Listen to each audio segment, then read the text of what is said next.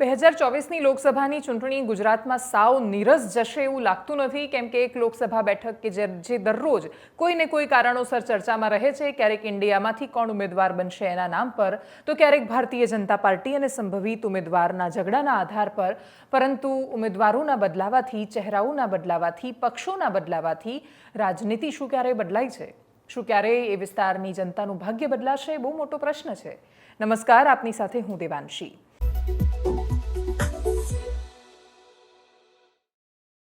વાત કરી રહી છું નર્મદાની, વાત કરી રહી છું ભરૂચ લોકસભા ક્ષેત્રની. એવું લોકસભા ક્ષેત્ર કે ભરૂચનો ઇતિહાસ તમે જોશો તો ભૃગુ કચ્છ એનું નામ હતું, અને પછી વર્ષો પહેલાં જે સૌથી વધારે જાણીતું બંદર હતું, એવું બંદર કે જ્યાંથી આપણે બહુ જ મોટો અને વિશાળ વેપાર કરતા હતા, એના પછી આજે પણ ઇન્ડસ્ટ્રીઝ છે, ત્યાં એટલા બધા ઉદ્યોગો છે, પરંતુ એક વિસ્તારમાં સીમિત છે. ભરૂચ અંકલેશ્વરની સીમાઓને પાર તમે જ્યારે નીકળો છો તો આ બાજુ ક્યારેક તમે અલિયાબેટ જેવા ટાપુ પર પહોંચો છો, કે પછી નર્મદા જિલ્લામાં જાઓ છો, કે જ્યાંથી જીવન વાહિની, આપણને જીવનદાયીની નર્મદા જોવા મળે, આપણને પ્રકૃતિનું અદ્ભુત સ્વરૂપ જોવા મળે, શૂલપાણેશ્વર જોવા મળે, નીકળતા સુંદર જળ પ્રવાહો જોવા મળે, ક્યારેક ઉપરથી પડતા જળ પ્રપાતો જોવા મળે, પરંતુ છતાંય ન બદલાતું આદિવાસીનું જીવન પણ જોવા મળે. એ જીવન બદલવાની કોની જવાબદારી? તો સ્થાનિક નેતૃત્વ સૌથી પહેલા એનો સવાલ થતો હોય છે. મનસુખ વસાવા 6 ટર્મથી ચૂંટાતા આવેલા સાંસદ છે, બોલી રહ્યા હતા. આ વખતે એમના નિશાના પર ડેડિયાપાડાના ધારાસભ્ય ચૈતર વસાવા હતા.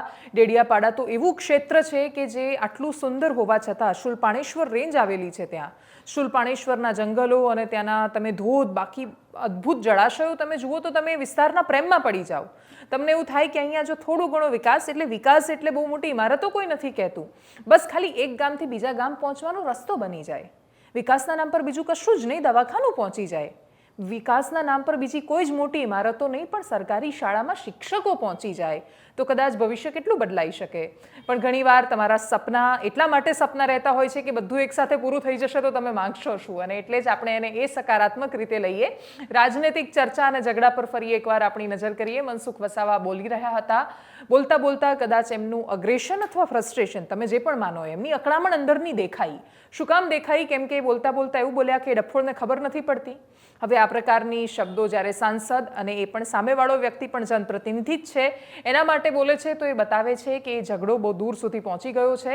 સૌથી રસપ્રદ વાત એ છે કે આદિવાસી વિસ્તારોમાં ઘણા બધા લોકો પોતાની સાસરીમાં બહુ વધારે સમય વિતાવતા હોય છે. ત્યાં એવું કશું જ નથી હોતું કે છોકરી જેટલો સમય સાસરીમાં વિતાવે છોકરો એટલું ના વિતાવી શકે. કોઈ જ રૂઢિચુસ્તતા અને માન્યતાઓથી સદનસીબે એ લોકો ઘેરાયેલા નથી હોતા.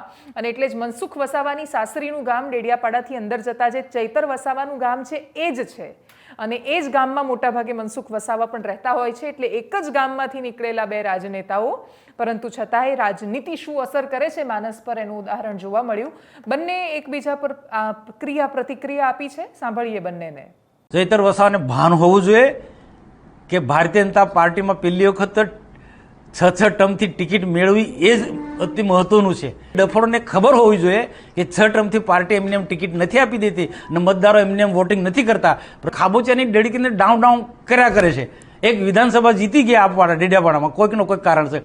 મનસુખભાઈ વસાવા કેશુભાઈ પટેલની સરકારમાં મંત્રી હતા, એનડીએની સરકારમાં આદિજાતિ મંત્રી હતા, અને છેલ્લે 6 ટર્મથી સાંસદ છે, સિનિયર સાંસદ છે. પછી પણ એમને સંસદીય ભાષાનો ભાન નથી.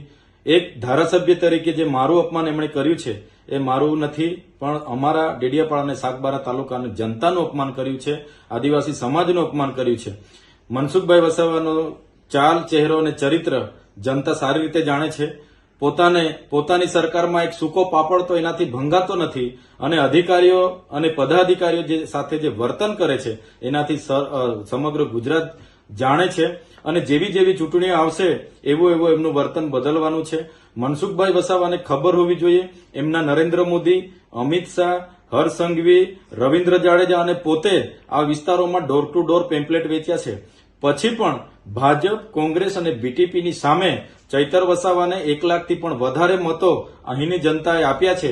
ભૂતકાળમાં એક પણ વખતે કોંગ્રેસ જ હતી, પછી પણ ભાજપને એટલા મત નથી મળ્યા. એટલે મનસુખભાઈ વસાવા પોતે અકળાયેલા છે. હું તો મનસુખભાઈ વસાવા વડીલ છે, એમને વિનંતી કરીશ કે સાહેબ, તમારા એવા કયા 5 કામો છે જે ભરૂચ અને નર્મદાની જનતાને ઉડીને આંખે વળગે એવા હોય તે તમે બતાવો, તો અમે માનીએ કે તમે અમારા નેતા હતા. અહીં તો તમે વિસ્થાપિતો, સિંચાઈના પ્રશ્નો, રોજગારીના પ્રશ્નો, આરોગ્યના પ્રશ્નો, શિક્ષણના પ્રશ્નો, રોડ રસ્તાના પ્રશ્નો તમારી સરકાર હોવા છતાં તમે સદંતર નિષ્ફળ નીવડેલા છો અને તમે અમારા પર બળાવો કાઢો છો. એટલે અમે આવનાર લોકસભામાં તમને બતાવી દઈશું કે ચૈતર વસાવા, આદિવાસી સમાજ અને એમની ટીમની શું તાકાત છે.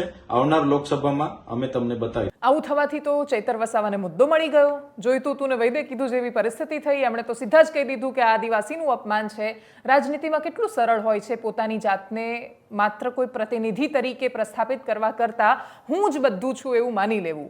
એટલે આપણે દરેક ક્ષેત્રમાં નાનાથી લઈને મોટા નેતાઓ સુધી જોતા આવ્યા છીએ કે ચૈતર વસાવાનું અપમાન એટલે આદિવાસીનું અપમાન થઈ જાય. પ્રધાનમંત્રી મોદીને જો વિપક્ષ કશું કહે છે તો તરત જ એવું કહે કે આખા ઓબીસી સમાજનું અપમાન છે.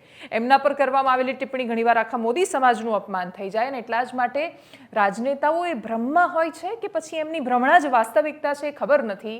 પરંતુ એ લોકો એવું જ માને છે કે અમે જ ભગવાન છીએ. એક સરસ ડાયલોગ યાદ આવે છે પણ એને હું સ્કીપ કરી રહી છું. એ લોકો એવું જ માને છે કે અમે જ ભગવાન છીએ અને બધું જ અમારા લીધે જ થતું હોય છે. અને એટલે જ એમની માન્યતાઓ હોય તો એ માન્યતાઓને પડકારવાની જવાબદારી ત્યાંની જનતાની છે.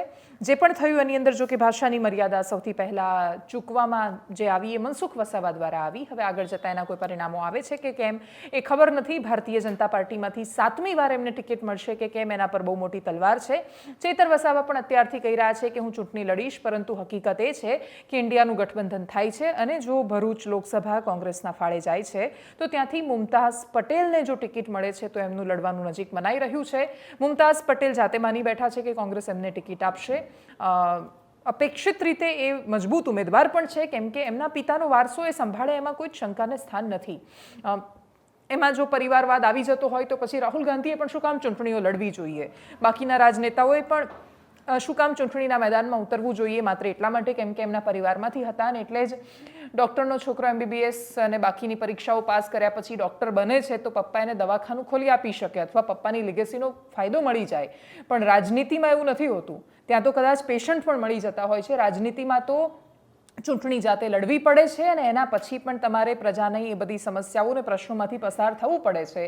એમાં કશું જ પરિવારવાદ જેવું હોતું નથી. હા, તમને કદાચ પહેલી એન્ટ્રી સરળતાથી મળી જાય પણ એના પછી તમારે લડવું પડતું હોય છે. એક્ટર્સમાં પણ એવું હોય છે, ફિલ્મ કલાકારોને પણ તમે એ રીતે જ મુલવતા હોય છે. પણ એવું જ હોત તો પછી અભિષેક બચ્ચન અત્યારના સૌથી મોટા સ્ટાર હોવા જોઈતા હતા, પરંતુ છતાંય એનો ગેરફાયદો પણ હોય છે કેમ કે તમને લોકો અમિતાભ બચ્ચનની છાયાની જેમ જુએ છે ને એટલે જ એનો ગેરફાયદો થાય છે. એટલે બિલકુલ એવું મુમતાઝ પટેલની સાથે પણ થવાની સંભાવના છે કેમ કે એમના પિતા રાજનીતિમાં અમિતાભ બચ્ચન હતા કોંગ્રેસમાં. અને એટલા જ માટે મુમતાઝ પટેલની સફળતા એ એમને કઈ દ્રષ્ટિએ જોવામાં આવે છે એના પર આધાર રાખે છે. ટિકિટ મળશે કે કેમ એ કોંગ્રેસ જેવો પક્ષ એની અંદર બહુ દૂર સુધીની વાત થઈ જાય છે. આગળ વાત એવા સમાચારની કરીએ કે જે અઠવાડિયા પહેલાં ખૂબ ચર્ચામાં હતા. એના પછી એ સમાચારને સાવ ખોટા કહી દેવા માટે બહુ જ વધારે લોકો એકસાથે મેદાનમાં લાગ્યા. એ દિવસે પણ અમારી વાત એ જ હતી કે તમે સત્યની કેટલા નજીક છો એનાથી પણ વધારે મહત્વનું એ છે કે તમે કેટલા પ્રામાણિક છો. તમે જ્યારે એ સમાચાર વિશે વાત કરી રહ્યા હતા ત્યારે શું તમે સત્યને વધારે નજીકથી જાણવાના સંપૂર્ણ પ્રયાસો કર્યા હતા કે કેમ? મહેસાણાના લુણવાની પ્રાથમિક શાળા અને ત્યાં આવેલો વિવાદ, 10મા ધોરણની છોકરી અરનાઝ બાનુ એનું નામ, અરનાઝ બાનુ અને એના પિતા સનીવર ખાન એ બંને ફરિયાદ કરી કે અરનાઝ બાનુનો પહેલો નંબર આવ્યો હોવા છતાં પણ શાળાના સંચાલકોએ એની સાથે ભેદભાવ કર્યો છે. ધાર્મિક ભેદભાવનો એમણે આરોપ લગાવ્યો. એના સિવાય ભેદભાવનું બીજું કોઈ કારણ એમને દેખાતું નહોતું. એમણે જ એ સવાલ કર્યો, એનો જ એમને જવાબ શાળા સંચાલકોએ આપવાનો હતો. શાળા સંચાલકોએ શરૂઆતમાં માફી માંગી. 3 થી 4 વાર એમણે પોતાના જવાબો બદલ્યા. એના પછી અરનાઝ બાનુના પરિવારમાંથી ઘણા બધા લોકો, ઘણીવાર આજુબાજુ વિસ્તારના લોકોએ પણ એમના પર પ્રશ્નો કર્યા, પરંતુ આખરે જિલ્લા શિક્ષણ અધિકારીએ જ્યારે આ વિષય પર પોતે એમણે ઇન્ટરફિયર કર્યું અને પોતે જ્યારે સવાલો કર્યા તો શાળા સંચાલકોએ માફી માંગી છે. કેટી પટેલ શાળાના સંચાલકોએ માફી માંગીને અલગથી એક આયોજન કર્યું અને જેમાં એ છોકરી અરનાઝ બાનુ કે જે એના પારિતોષિકની એને મળતા ઇનામની હકદાર હતી અને ઇનામ મળ્યું. એ ઇનામ મળ્યા પછી ત્યાંથી જે 3 પ્રતિક્રિયાઓ સામે આવી છે શાળાના આચાર્યની, અરનાઝ બાનુની અને સનીવર ખાનની, ત્રણેયને સાંભળીએ. જે 15મી ઓગસ્ટે મારું સન્માન નહોતું કર્યું તે તેમને સ્વીકારીને આજે 24 તારીખે તેમની પ્રાર્થના સભામાં મારું સન્માન કર્યું અને ગામના મોટા વડીલો અને બધા હતા. મને બહુ ખુશી હતી. આચાર્ય સાહેબ અનિલભાઈ પટેલ, બિપિનભાઈ, સંચાલક સાહેબ, સ્ટાફ મિત્રોએ ભૂલ કબૂલ કરી અને આ શાળા મારી છે અને હું પણ આ શાળામાં ભણેલું છું, આવું ના બને એવું એમને મેં ટકોર કરી છે. એમની ભૂલ તો એમને સ્વીકારી જ છે સાહેબ, એમની ભૂલ તો મોટી છે એ કરી છે, એમને મેં માફ કરેલું છે. આજે 15મી ઓગસ્ટમાં જે ઇનામ વિતરણનો કાર્યક્રમ યોજેલો એમાં અરનાજબાનુને ઇનામ આપવાનું રહી ગયેલું, જેથી વાલીને જે મન દુઃખ થયું હતું એ બાબતે અમે કહ્યું હતું કે જો વાલીને મન દુઃખ હશે તો અમે શાળાના કોઈ પણ કાર્યક્રમમાં એમને સન્માનિત કરીશું. એ નિમિત્તે અમે આજે એક કાર્યક્રમ રાખી અને એમને મન દુઃખ દૂર કરવાનો અમે આ એક કાર્યક્રમ રાખેલો જ છે અને એને ઇનામ આપી અને પ્રોત્સાહિત કર્યા છે. અમારા વચ્ચે કોઈ એવો મતભેદ રહ્યો હોય. આ પ્રશ્ન કોઈ છોકરીને એવી લાગણી થયાનો હતો કે એની સાથે ધાર્મિક ભેદભાવ થયો છે, એની સાથે અન્યાય થયો છે. તમે જ્યારે કોઈ પણ વિષય પર વાત કરતા હોય ત્યારે તમારે એ વાતનો જવાબ આપવો પડે કે તમે જ્યારે ન્યાય અને અન્યાય માટે કશુંક બોલો છો ત્યારે શું તમે એની અંદર થોડી એક આંખ ખોલીને જોઈ લો છો કે સામેવાળાનો ધર્મ કયો છે. ન્યાયની દેવી એવું નથી કરતી, પત્રકારો પણ મોટા ભાગે એવું નથી કરતા અને ન કરવા જોઈએ. કેમ કે તમે જ્યારે પ્રશ્ન કરો છો ત્યારે કદાચ એ જ ગામમાં એ જ પ્રશ્ન જાતિગત ભેદભાવનો પણ હોઈ શકતો હતો અને જરૂરી નથી કે જાતિગત ભેદભાવો ઊંચી જાતિના, કથિત ઊંચી જાતિના લોકો કથિત નીચી જાતિના લોકો સાથે જ કરતા હોય છે. દરેક જગ્યાએ માઇનોરિટીની વ્યાખ્યા બદલાઈ જતી હોય છે. તમે એક ગામમાં જાઓ છો, ત્યાં જેમ કે લુણવા ગામ છે તો એ મુસ્લિમ બાહુલ્ય ગામ છે. રાજ્યની સરખામણીએ તમે જોવા જશો તો તમને એવું લાગશે કે મુસ્લિમ માઇનોરિટીમાં છે. દેશની સરખામણી ઓલ ઓવર જોવા જાઓ તો એ માઇનોરિટીમાં લાગે, પરંતુ અમુક ગામમાં હિન્દુ માઇનોરિટીમાં હોઈ શકે છે, લઘુમતીમાં હોઈ શકે છે અને મુસ્લિમ મેજોરિટીમાં હોઈ શકે છે. ઘણીવાર SC STમાં પણ એવું થતું હોય છે. આદિવાસી બાહુલ્ય વિસ્તારોમાં સવર્ણ જાતિના લોકો લઘુમતીમાં આવે છે, એ લોકોનું સંખ્યા બહુ ઓછું હોય છે. ઘણીવાર એ પ્રકારના કિસ્સાઓ પણ સામે આવે છે કે જ્યારે છોટાઉદેપુરના અમુક ગામડાઓમાં ખાસા વર્ષો પહેલાં અને એક અમરેલીના એક ગામડામાં કિસ્સો સામે આવ્યો હતો કે જ્યાં જ્યારે ચળવળો બધી ચાલી અને થોડા સ્વરૂપે સોફ્ટ નેક્સલિઝમ શબ્દ જે તે સમયે ઘણા બધા લોકોએ વાપર્યો હતો. ખાસા સમય પહેલાંની વાત છે તો એ વખતે એનો જ્યારે પ્રસાર થશે એવું લાગતું હતું ત્યારે જો કોઈ બાકીના લોકો શાળામાં આવીને આગળ બેસે છે તો ત્યાંના જે આગેવાનો હતા, આદિવાસી આગેવાનો, એમને ઉઠાવીને પાછળ મોકલી દેતા. એ કહેતા કે આ અમારી શાળા છે, અમારું મકાન છે, અમે આ દેશના, રાજ્યના અને આ શાળાના બધાના અસલી માલિકો છીએ અને એટલા જ માટે તમારે આગળ ન બેસવું જોઈએ. તો બધાની સાથે કોઈ પણ જગ્યાએ કોઈની પણ સાથે ન્યાય અને અન્યાય થાય છે ત્યારે તમે ધર્મ અને જાતિ જોયા વગર જો એનું મૂલ્યાંકન કરી શકો છો તો જ તમે એ વિષયને વધારે સારી રીતે ન્યાય આપી શકો છો. અરનાઝબાનુના કેસમાં દુર્ભાગ્યપૂર્ણ રીતે ટ્રાયલ સિવાય બીજું કશું જ નથી થયું. કોઈએ એના પક્ષમાં, કોઈએ એના વિરોધમાં. અમે એ હાથીની વાર્તા કહી હતી એ વખતે કે 7 માણસો હતા, આંધળા હતા અને સાથે 7 માણસને એક હાથી આગળ લાવીને મૂકી દીધા. કોઈએ પૂંછડી પકડીને કહ્યું કે હાથી પાતળો છે, કોઈએ સૂંઢ પકડીને કહ્યું કે આવો છે, કોઈએ પગ પકડીને કહ્યું થાંભલા જેવો છે, કોઈએ કાન પકડીને કહ્યું સૂંપડા જેવો છે. બધા જ લોકો સાચા હતા પણ સંપૂર્ણ સાચા નહોતા. અને અમારું કામ આંધળા બનીને હાથીને માપવાનું નથી, આંખો ખુલ્લી રાખીને જોવાનું છે કે થઈ શું રહ્યું છે અને આંખો ખુલ્લી રાખીને અમે કહ્યું હતું. અને એટલા જ માટે પત્રકારો ક્યારેય પ્રો કે એન્ટી ના હોઈ શકે. અને જો એ હોય છે, અમારે પહેલાં કોણે શું કર્યું છે, અત્યારે કોઈ બાકીની દુનિયામાં શું કરી રહ્યું છે કે પછી શું કરશે, એની સાથે અમારે કોઈ જ લેવા દેવા નથી. અમે માત્ર અમારા કામ માટે જવાબદેહ છીએ. અને એટલા જ માટે જે થયું એના પછી આખરે જિલ્લા શિક્ષણ અધિકારી કશું બોલ્યા અને એનો ફાયદો પણ પહોંચ્યો. આગળ વાત કરીએ સુરતના એક એવા વાયરલ થયેલા ઓડિયોની કે જે સાંભળ્યા પછી ઘણા બધા લોકો હશે કે જે પોતાના સ્કૂલના દિવસમાં પહોંચી ગયા હશે. શાળામાં 1 થી 10નો શરૂઆતનો સમય કે જ્યારે બાળક બહાર નીકળે છે એના પછી માનો પાલવ છોડ્યા પછી પહેલો પાલવ એ શિક્ષકનો પકડે છે. શિક્ષકનું માનસ, એના આજુબાજુનું વાતાવરણ એના પર બહુ જ મોટી અસર કરે છે.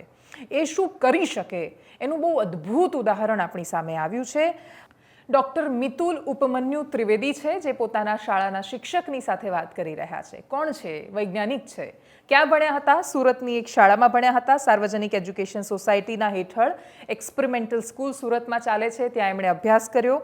એમના પપ્પા ઉપમન્યુ ત્રિવેદી CA હતા અને એટલે જેવું ઈચ્છતા હતા કે એમનું બાળક કોમર્સ ભણે તો એમણે કોમર્સ તો ભણ્યું પણ પછી સાથે સાથે એમણે એક્સટર્નલમાં 12 સાયન્સની પરીક્ષા આપીને એમાં સફળ પણ થયા. એના પછી એમણે MSc ફિઝિક્સ કર્યું, ક્વોન્ટમ ફિઝિક્સ ભણ્યા, વેદાંત વિશે ભણ્યા અને એના પછી એમણે બહુ સરસ રીતે ઘણી બધી આજે આપણું મિશન આપણું સફળ થયું, ચંદ્રયાન 3 પ્રોજેક્ટ આપણો સફળ થયો. તો એ સફળતા પાછળ અનેક લોકોનો ફાળો હતો. એમાંથી એક ડૉક્ટર મિતુલ ઉપમન્યુ ત્રિવેદી પણ હતા.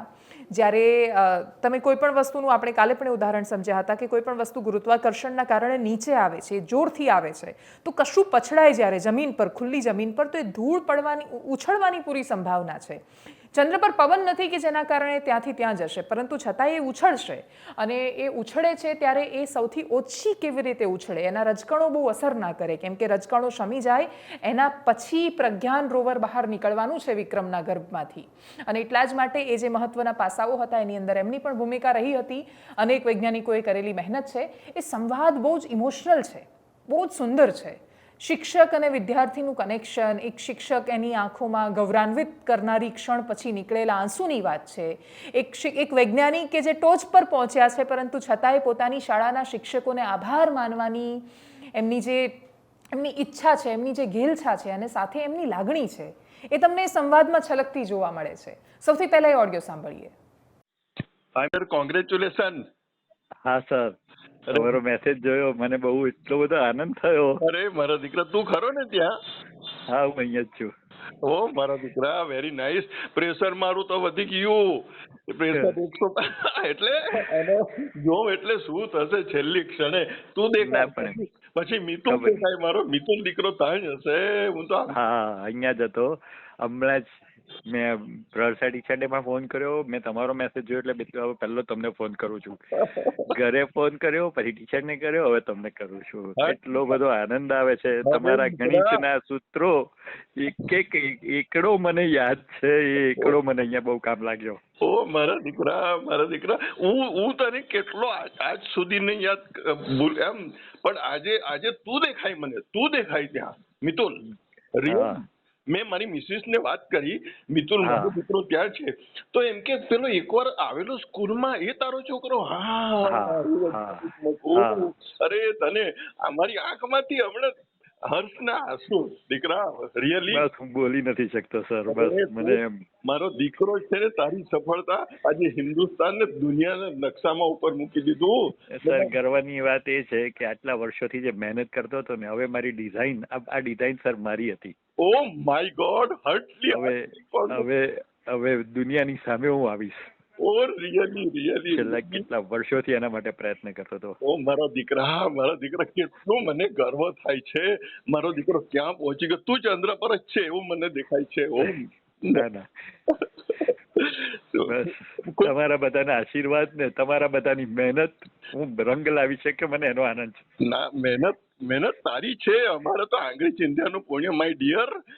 તમે જે રીતના આંગળી ચિંધેલી ને સર, એ મને બરાબર યાદ છે. ઓ મારા દીકરા મિતુલ, તારા માટે કોઈ શબ્દ જ નથી કહેવા માટે. મને આજે તું ક્યાં હિન્દુસ્તાનને ક્યાં પહોંચાડી દીધું મારા દીકરા. બહુ જ આનંદ થાય છે આજે, પણ બહુ જ આનંદ થાય છે. ભૂલી નથી શકાતું આજે.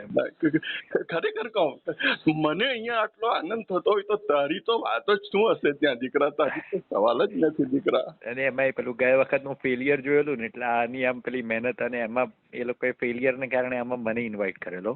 Very nice. અમુક મારી વસ્તુઓ જે લેન્ડરમાં નહોતી લીધેલી તે આ વખતે મને ઇન્વાઇટ કરેલો, એટલે પછી મેં તૈયાર કરી આપેલું. તમે જો આની અંદર શાંતિથી જોયું હોય ને, તો જે લેન્ડિંગ કર્યું ને, એ વખતે હેલિકોપ્ટરની જેમ આ લેન્ડિંગ થાય. જોયું. એની અંદર છે ને ધૂળ ઉડે. અચ્છા, નીચે. હા. આમાં ધૂળ બહુ જ ઓછી ઉડી. ખબર જ નથી પડી કે ધૂળ ઉડી છે. દુનિયા એમાં માર ખાઈ જાય છે. આપણે એનો જ ઉપયોગ કર્યો. જે દુનિયાની કમજોરી હતી ને, આપણે એ જ કમજોરીનો આમાં ઉપયોગ કર્યો છે સર, અને આપણે એમાંથી સફળતા મેળવી છે. Very nice. દીકરા, મેં જોયું છેલ્લે બી એમ ઉતરે એને એ બોલે 50 મીટર લીલા, હવે 5મા માળથી આવી ગયું નીચે. હવે અરે કેટલો એક્સાઇટ, કેટલું. અરે દીકરા, સવાલ જ નહીં તે સમયે તો. બહુ જ અમે તું દેખાય, પાછો તું દેખાય. મારા દીકરાની સફળતા હું કહું મારો મિતુલ ત્યાં છે. એને હું બહાર નીકળીને તમારા મેસેજ જોયો ને, પહેલો તમને ફોન કર્યો. મેં કીધું કે હું સુરત આવીશ તો સર તમને મળવા આવીશ, તમારા ઘરે આવીશ. ઓકે, તમને મળવા આવીશ. ખૂબ સફળ છે, ખૂબ સફળતા મેળવી છે. તું ખૂબ આગળ વધ. મારા આશીર્વાદ છે જ મારા દીકરા. અને આટલી સફળતા માટે તો મારી પાસે કોઈ શબ્દ જ નથી. એ શબ્દ જ નથી કે તને કઈ રીતે હું અભિનંદન આપું. ના ના બસ મને મને મને પગે લાગવા દેજો, સાષ્ટાંગ કરવા દેજો મને, બસ ઓકે એ મારા માટે, એ જ મારા માટે મોટા મોટી એ છે સર. સવાલ જ આ દીકરા, મારા આશીર્વાદ હર હંમેશ છે અને રહેશે. ફરીથી હાર્ટલી કોંગ્રેચ્યુલેશન. મળીએ પણ આપણે ઝડપથી મળીએ બાય સર. બેટા, બાય. Okay okay bye. આ બતાવે છે કે શાળાનું બહુ જ મહત્વ છે. શાળામાં શિક્ષકોની સાથે જો ખરેખર કોઈ બાળક બહુ સુંદર રીતે જોડાઈને ભણે છે તો એ આકાશને પાર પહોંચી જાય છે. જે રીતે ડૉક્ટર મિતુલ ત્રિવેદી પહોંચ્યા છે એ આકાશને પાર જ પહોંચ્યા છે. એમના જ બળ થકી, એમના જેવા અનેક લોકોના બળ થકી આપણું આ મિશન સફળ થયું છે ને એટલા જ માટે આ સંવાદ બહુ જ બધા લોકોને પ્રેરણા આપે છે. અમે ઘણીવાર એવું વિચારતા હોઈએ છીએ, 1 વર્ષ થવાનું છે જમાવટને ને 1 વર્ષમાં અમે ઘણી બધી ઘટનાઓ જોઈ, ઘણું બધું કવરેજ કર્યું. ઘણીવાર અમુક એવા સ્થળ પર જોઈએ તો આપણને એવો સવાલ થાય કે આ દુનિયા ટકી કેમ નહીં રહી છે, આટલી બધી તકલીફ છે. પણ એના પછી તમે કોઈ અલિયાબેટમાં પહોંચો અને પછી જુઓ કે એક શિક્ષક છે કે જે પોતાનું સર્વસ્વ કુરબાન કરીને ત્યાં બેઠા છે. તમે છોટાઉદેપુરમાં કોઈ મોરવા પ્રાથમિક શાળામાં પહોંચો, મોરવા 1 નંબરની પ્રાથમિક શાળા, ત્યાં તમને ખબર પડે કે સરકારે શિક્ષકો નથી પહોંચાડ્યા તો ગામના છોકરા જે ભણેલા છે એ લોકો સેવા આપવા માટે ત્યાં પહોંચે છે કે અમે ભણાવીશું બાળકને, કેમ કે અમે આ જ શાળામાંથી ભણીને નીકળ્યા છીએ તો બાળકો ત્યાં પણ ભણવા જોઈએ. એવા અનેક માણસો મળે. સુરતના મહુવામાં જઈએ તો જોવા મળે કે નાના નાના એકદમ નાના નાના ટેણિયા છે, બહુ નાના નાના બાળકો છે, એટલું જબરદસ્ત, એમને વૈદિક ગણિત આવડે છે. તમે કલ્પના ન કરી શકો એટલી ઝડપથી લોકો ગણતરી કરી નાખે છે. શું કામ? કેમ કે કોઈક છે કે જે મને શું અથવા મારો શું ફાયદો એ જોયા વગર કંઈક કરી રહ્યું છે. આ પ્રજાતિ નામશેષ થઈ રહી છે, કદાચ થોડા સમય પછી લુપ્ત થઈ જશે કે મારે શું એવું વિચાર્યા વગર કોઈ મદદ કરી શકે.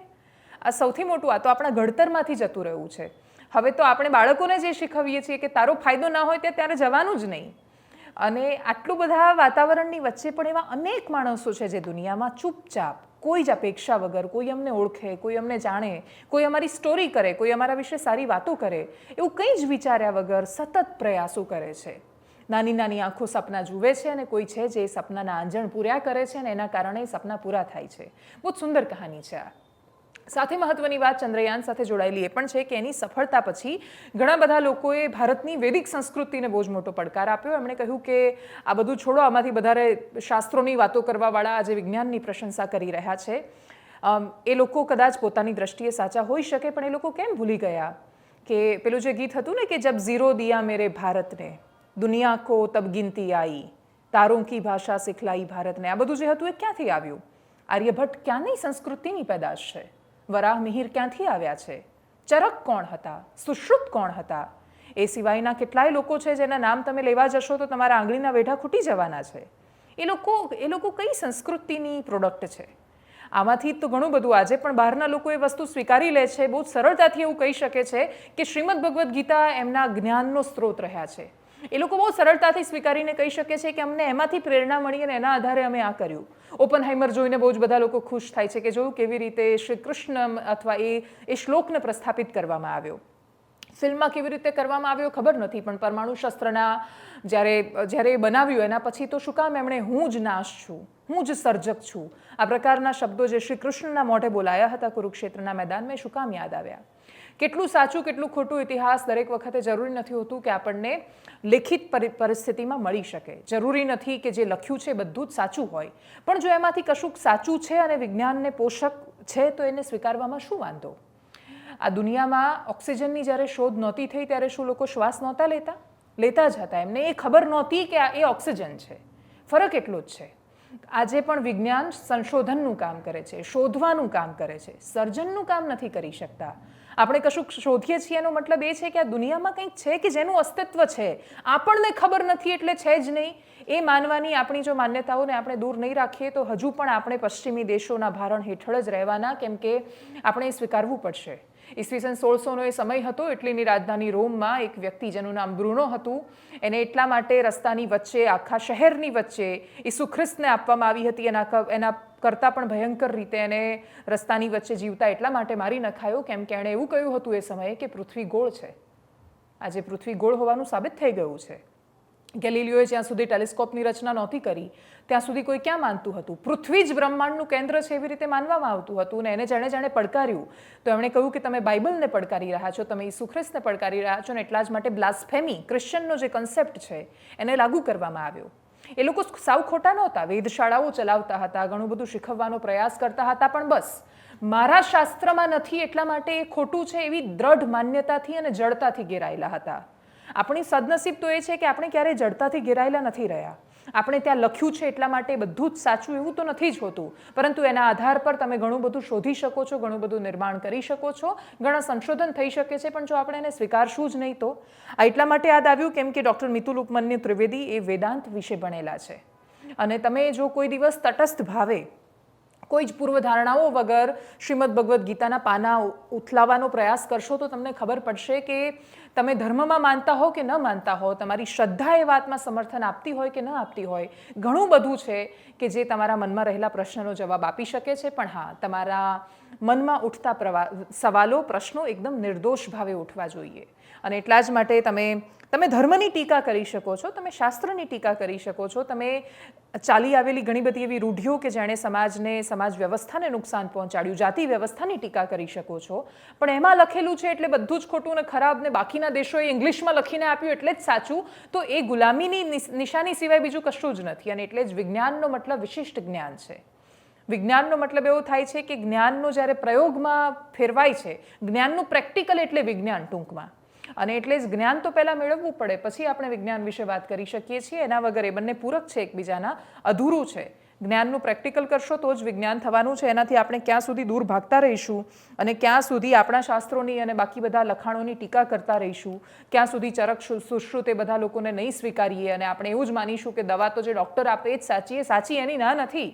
પણ ચરક અને સુશ્રુત અને એના સિવાયનો જે વર્ષોથી આદિમાનવ જે હતો એ પાગલ નહોતો, એની પાસે પણ કશુંક હતું. નાલંદા એમને નહોતી સળગાવી, અંગ્રેજો શું કામ બધું બરબાદ કરીને જતા રહ્યા? એની પહેલાંના સમયમાં એના પહેલાંના જે શાસકો આક્રાંતાઓ આવ્યા એમણે શું કામ સૌથી પહેલાં એ સ્થળોને ટાર્ગેટ કર્યા જે સ્થળો પર વિજ્ઞાન હતું, જે સ્થળો પર જ્ઞાન હતું? એનું કારણ કે આપણી પેઢીઓ કદાચ પોતાને શું મળ્યું છે વારસામાં એ નથી જાણી શકતી.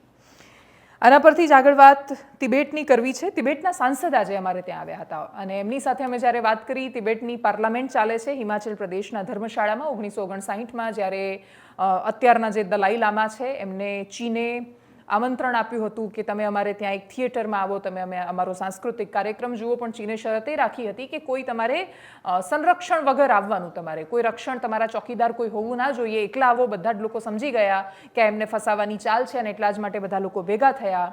તિબેટની રાજધાની લાસામાં એક સાથે અનેક લોકો ભેગા થયા અને પછી આખરે દલાઈ લામા ત્યાંથી નીકળ્યા અને પછી ફરતા ફરતા ભારતની બોર્ડર પર અંદર આવી ગયા.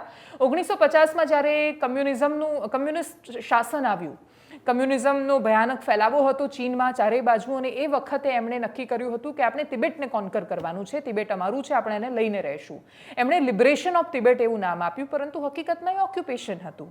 તિબેટને છીનવી લેવાનો પ્રયાસ હતો અને એને છીનવી લીધા પછી પણ એમણે સૌથી પહેલો, આજે પણ ચીનનો પ્રયાસ શું છે તો તિબેટની જે મૂળ સંસ્કૃતિ છે, જે એનું બૌદ્ધિઝમ છે, જે એનું કલ્ચર છે, એનો વિનાશ કરી દેવો. તિબેટમાં માનસરોવર છે, કૈલાસ માનસરોવર આપણું ત્યાં આવેલું છે, પરંતુ એ ચીનમાં છે. ચીનનું આધિપત્ય હોવાથી આપણે બધી જ પરવાનગીઓ ત્યાં લેવી પડે છે. એ લોકોની પોતાની સમસ્યાઓ છે, એના વિશે પણ એકદમ સંક્ષિપ્તમાં વાત કરી રહ્યા હતા. આજે પણ એ આઝાદીની લડાઈ લડી રહ્યા છે, પણ એ કઈ આઝાદીની લડાઈ છે? એમણે આઝાદ થયા પછી માત્ર એ ભૂમિની લડાઈ નથી, એમની લડાઈ છે એમની સંસ્કૃતિને બચાવવાની. એટલા માટે કેમ કે એમને ખબર છે કે એમની પાસે બુદ્ધનું એ જ્ઞાન છે, એમની પાસે પ્રેમ, કરુણા, અહિંસાનો એ સંદેશ છે જે દુનિયા પાસે નથી. દલાઈ લામા કે એમના બાકીના બધા જ સમર્થકો એવું ઈચ્છે છે કે એમણે હથિયારોથી નહીં પણ પોતાના જ્ઞાનથી, પોતાની સંસ્કૃતિથી અને વિવેકથી એમણે આ લડાઈ જીતવી છે, અને એ જીતેલી લડાઈ છે એ પરમનન્ટ રહેવાની છે. અને એટલા જ માટે કેમ કે તમે શસ્ત્રોથી લડશો તો કાલે ચીન વધારે તાકાતવર થશે તો પાછું આવી જશે. તમારે એ રીતે લડવું પડે કે જેથી ચીનને પણ અહેસાસ થાય કે એમણે જે વર્ષો સુધી કર્યું એ ખોટું કર્યું હતું. ઉદાહરણ તરીકે અંગ્રેજોને થતું હોય છે કે એમણે જે કર્યું એ ખોટું હતું, અંગ્રેજોએ આજે આટલા વર્ષો પછી પણ એમણે સ્વીકાર્યું છે. અને એ જ રીતે ચીન ક્યારે સ્વીકારશે ખબર નથી. ચીન, અને એમાં પણ કમ્યુનિઝમમાં માનતા લોકો કે જે લોકો નાસ્તિક છે, જે લોકો ઈશ્વરના અસ્તિત્વમાં જ નથી માનતા, એ લોકો કહે છે કે અમે દલાઈ લામા નક્કી કરીશું. હકીકત એ છે કે દલાઈ લામા તો એ એમની શ્રદ્ધા સાથે જોડાયેલી વસ્તુ છે. એ લોકો એવું માને કે બુદ્ધનો આમાં પુનર્જન્મ છે ત્યારે એને સ્વીકારતા હોય છે. અનેક સમસ્યાઓ છે. એ જ્યારે પોતાની સમસ્યાઓ વિશે વાત કરતા હતા ત્યારે સૌથી રસપ્રદ વાત એ હતી કે પોતે ભારતમાં જન્મ્યા છે, ધર્મશાળામાં રહ્યા છે, હિમાચલમાં ધર્મશાળામાં એમની સાંસદ ચાલે છે, 14મી લોકસભા, એમની 14મી પાર્લામેન્ટ ચાલી રહી છે. એમણે ક્યારેય તિબેટ જોયું નથી. પણ છતાંય પોતાના એ દેશની લડાઈ એ લડી રહ્યા છે દેશની બહાર રહીને. એમની વાતચીતનો એક નાનકડો અંશ આપણે સાંભળીએ. આખો વિડીયો જો તમારે જોવો હોય તો અમારી ચેનલ પર એ ઉપલબ્ધ છે. यहाँ पे जन्म हुआ यहीं पे हुआ और मेरा जो सहयोगी श्रृंगलामो जी यहाँ पे है वो तिब्बत से आया हुआ है और तिब्बत से आया हुआ है। और जो आप जो बात कह रही है,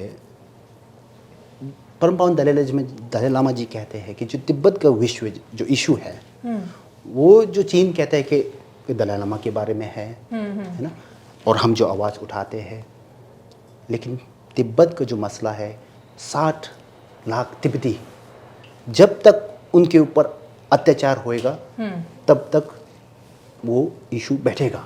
क्योंकि ये तो दुनिया में देखो, ये तिब्बती ही नहीं, जैसे भारत में जब भारतवासी को अत्याचार हुआ 200 साल लगे, लेकिन आज़ादी के लिए आवाज़ उठाया ना। ऐसे तो नहीं कि वो सब बन गए, लाइक यू नो, हाँ, सब अंग्रेज नहीं बन गए। हाँ, तो उनका उद्देश्य ये है। तो हाँ, भली बात में समय लगेगा, लेकिन जो तिब्बतन अंदर जो तिब्बती है जो ऐसे स्थिति हुआ फिर भी आवाज़ उठा रहा है, तो मतलब फिर वो भी इतने आसानी से नहीं लग जाएंगे। नहीं वो, लेकिन हमें ये चिंतित होता है। लेकिन अगर तिब्बती आवाज़ जो है गायब होना और लाइक ऐसे कुछ बनना, तो अभी तो 60 साल हो गया। चीन ने जब माओ जेतुंग ने चीन ने तिब्बत को हरा, उन्हें बोला कि हाँ, 1950 में हाँ, जब किया था उन्हें, अब कोई भी कुछ नहीं कर सकेगा, अब हम तिब्बत हमारे अंदर है। लिबरेशन ऑफ तिब्बत ऐसा। लेकिन अभी भी उनको, और ये मैं भी ये कहना चाहूँगा कि हम सोचते हैं कि चीन बहुत पावरफुल है, सब कहते हैं, सब ऐसा सोचते हैं, और इस डर में हम ये जब भी कोई सरकार बात रखता है वो सोचते हैं कि चीन क्या करेगा, वो करेगा। लेकिन ये भी हमें सोचना चाहिए कि चीन जो एक ऐसा देश है अभी जो शासन करते हैं, उनका डर एक तिब्बती जो 5 साल के उनसे है, वो इनसिक्योर है, इसलिए वो करता है। अब तिब्बती ही नहीं, जैसे उइगुर जो इस तुर्किस्तान में है, उइगर मुस्लिम, अब जैसे हांगकांग में क्या हुआ, और चाइनीज स्टूडेंट्स रिसेंटली जब कोविड का ये हुआ तो इतना प्रदर्शन हुआ, जो चाइनीज युवा, व्हाइट पेपर रेवोल्यूशन, हाँ, जो हर चाइनीज सिटी से, वो पहले हमने नहीं देखा, लास्ट टाइम देखा 1989 जब टिएनएनमेन हुआ था। तो एक युवा पीढ़ी, एक जनरेशन, अब वो कहते हैं कि अब हम नहीं सह सकेंगे, तो ये एक आवाज़ उठा रहा है। और हम भी, हमारा ये काम है, और हम भी रिसेंटली जो धर्मशाला में हमारे निवासी सरकार ने एक मीटिंग रखा जहाँ पे हमने Chinese democracy activist, Uighurs, Hong Kong, Taiwan सबको बुलाया। तो एक तरह का एकजुट का जो आज़ादी के लिए हम लड़ते हैं साथ में। और अब ये महत्वपूर्ण है कि पूरा दुनिया जो गवर्नमेंट है, जैसे हम लोग जो मानते हैं कि आज़ादी और ह्यूमन राइट्स, तो उनको भी जुड़ना चाहिए, और हम साथ में जुड़े तभी हम चीन को हम असल में जो चेंज हम करना चाहेंगे वो। તો એનાલિસિસમાં અત્યારે બસ આટલું જ. આવતીકાલે 25મી ઓગસ્ટે જમાવટને 1 વર્ષ પૂરું થઈ રહ્યું છે. આ 1 વર્ષની સફર અમને જ્યારે શરૂ કરી ત્યારે એ ખાલી અમારી હતી, પણ 1 વર્ષના અંતે લાખો માણસોની સફર થઈ છે. તમે ખૂબ પ્રેમ આપ્યો છે અમને. માણસનો સ્વભાવ એવો હોય છે કે બહુ બધા લોકો પ્રેમ આપે ને સારું બોલે એને કોઈ દિવસ યાદ ના રહે, પણ 4 માણસોએ જો ટીકા કરી હોય કે ગાળો આપી હોય તો એને હંમેશા યાદ રહી જાય. અને એટલા જ માટે એ ટીકાઓ પણ અમે સહન કરી છે. 4 માણસોની, કદાચ 4000 માણસોની કરી હશે, પણ એ ટીકાનું જ પરિણામ છે કે અમે વધારે મજબૂત બની શક્યા છીએ, વધારે પ્રામાણિક બની શક્યા છીએ, કામચોરી કરતાં ઓછા થયા છીએ, સાવબંધ કદાચ નહીં થયું હોય, અને એટલા જ માટે હજુ વધારે કશુંક કરતા રહીશું. આવતીકાલે તમે જ્યારે એનાલિસિસ જોતા હશો ત્યારે જમાવટની એપ્લિકેશન લોન્ચ થઈ ગઈ હશે, અને એટલે જ તમારા એન્ડ્રોઈડ મોબાઈલમાં તમે એને ડાઉનલોડ પણ કરી શકશો. એ અત્યારે નહીં હોય, પણ આવતીકાલે અને પછી એના પછીના દિવસમાં અમે અમારી એપ્લિકેશનમાં જ આવી રહ્યા છીએ. અને એટલા જ માટે બાકીના બધા માધ્યમ, જે ફેસબુક, યુટ્યુબ, ટ્વિટર, ઇન્સ્ટાગ્રામ, તમે જ્યાં પણ અમને જોતા હોય ત્યાં, પણ મહત્વનું છે કે અમારી પાસે અમારું એક એવું પ્લેટફોર્મ હોય કે જ્યાં અમે વધારે સારી રીતે વ્યક્ત થઈ શકીએ, તમારા લોકો સુધી પહોંચી શકીએ. એપ્લિકેશનનો ફાયદો એ રહેશે કે થોડું વહેલાં તમને કોન્ટેન્ટ મળી જશે, થોડું વહેલાં તમારા સુધી માહિતી પહોંચશે. એ સિવાય ક્વિઝ ને ઘણી બધું છે કે જે બધું મગજમાં છે હજુ, એટલે એના વિશે બહુ જ વાત નથી કરી રહી, બહુ કોઈ જ વિશેષ પ્લાનિંગ નથી, બધી જ તૈયારીઓ સાથે ધીરે ધીરે રજૂ કરીશું. ત્યાં સુધી 4 લાખ સબસ્ક્રાઈબર કરવા છે આવતીકાલના દિવસ માટે, જે થોડું અઘરું છે, પરંતુ છતાંય અપેક્ષા છે કે તમે એમાં થોડી વધારે મદદ કરો, એટલે આજુબાજુના લોકો સુધી દરરોજ હું આ વિષય પર નથી કહેતી, પણ આજે હું કહી રહી છું કે તમારી આજુબાજુમાં જો કોઈ પણ તમને એવું દેખાય છે કે જેણે જમાવટ સબસ્ક્રાઇબ નથી કર્યું અને તમને એવું લાગે છે કે અમે એવું કન્ટેન્ટ આપીએ છીએ કે જે તમારા માટે મહત્વનું છે અને જરૂરી છે, તો સબસ્ક્રાઇબ કરી દો, બેલ આઇકન દબાવો જેથી નોટિફિકેશન મળી જાય. અમારું ફેસબુક હેક થઈ ગયું છે એટલે ફેસબુક પર અમે તમને નહીં મળી શકીએ. તમે એને દુર્ભાગ્ય ગણો કે તમે જે પણ ગણો એ, પરંતુ 1 વર્ષ થવાના આગલા દિવસ પર આ બીજી વાર એવું છે કે અમારું ફેસબુકનું એકાઉન્ટ હેક થઈ ગયું છે, અને હેક થઈ ગયા પછી એ પેજ અને એનો કોઈ કંટ્રોલ અમારા હાથમાં નથી, અને એટલે જ હું આજે એવું નહીં કહી શકું તમને કે ફેસબુક પર અમારો વિડીયો શેર કરો. તમે દરરોજ કરતા હોવ છો, પણ આજે નહીં થઈ શકે. ટ્વિટર પર અમને ફોલો કરો, ઇન્સ્ટાગ્રામ પર અમારી સાથે જોડાઈ જાઓ, અને બહુ જ પ્રેમ આપ્યો છે. સતત તમે પ્રેમ આપતા રહો, અમે તમને એટલો જ દિલથી પ્રેમ કરતા રહીશું. આવતીકાલે મળીશું 365 દિવસની એ બહુ જ બધી અમારી જર્નીની, અમારી યાત્રાની યાદો, વાતો અને બીજું ઘણું બધું લઈને. નમસ્કાર.